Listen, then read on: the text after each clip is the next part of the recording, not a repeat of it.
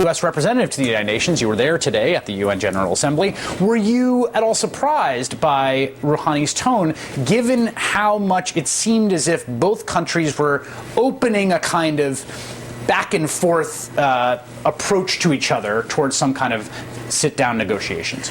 Chris, I was not really surprised at his tone, but what's important is that the president, our president, gave a magnificent speech calling for a opening diplomatic initiative. We know it's going to be very tough, as we, of course, heard today.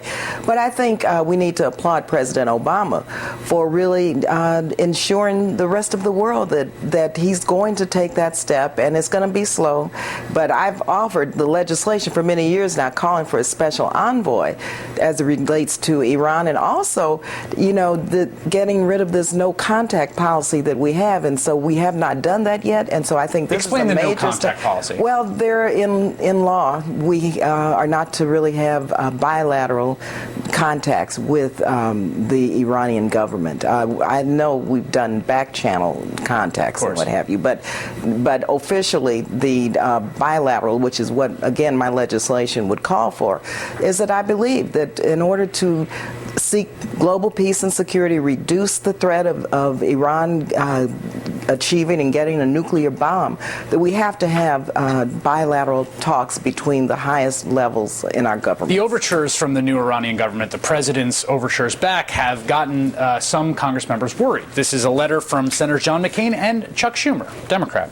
We respectfully urge that any diplomatic outreach to Iran re-emphasize the United States will not allow Iran to acquire nuclear weapons capability, and that any relief from crippling economic sanctions on Iran will only be provided if Iran takes meaningful and verifiable actions to halt its nuclear activities.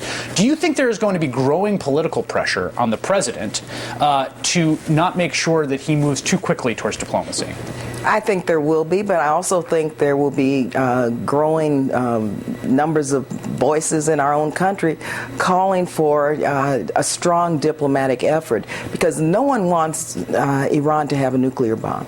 We all, in my bill, we call it non-proliferation legislation. We do not believe the world should have any more nuclear weapons. We need to disarm, and that's the only way we're going to achieve global peace. So, you know, we're going to see both sides, I think, digging in, and the debate's going to continue, but I think what's important is that the president did open the door, and we'll see what happens, but that's the important part. Israeli Prime Minister Bibi Netanyahu releasing a video message to the UN General Assembly. Take a listen. Israel would welcome a genuine diplomatic solution that truly dismantles Iran's capacity to develop nuclear weapons. But we will not be fooled by half measures that merely provide a smokescreen for Iran's continual pursuit of nuclear weapons. And the world should not be fooled either. Last year, Netanyahu famously got up before the UN General Assembly with a drawing of a bomb. Is Israel an obstacle to a diplomatic settlement between the U.S. and Iran? I visited Israel many times, and of course, Israel quite naturally should be concerned about Iran acquiring a nuclear weapon, just as we should be.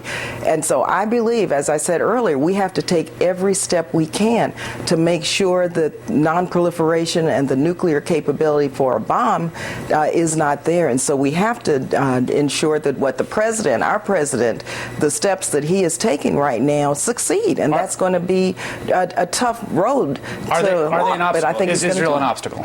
I don't believe Israel is an obstacle. I believe that the Middle East would be a much safer place if we reduce the tensions and really insist that nuclear weapons become not the weapon of the world. And that is an extremely important part of our foreign policy that we need to embrace very quickly. Congresswoman Barbara Lee, thank you so much. We'll be right back with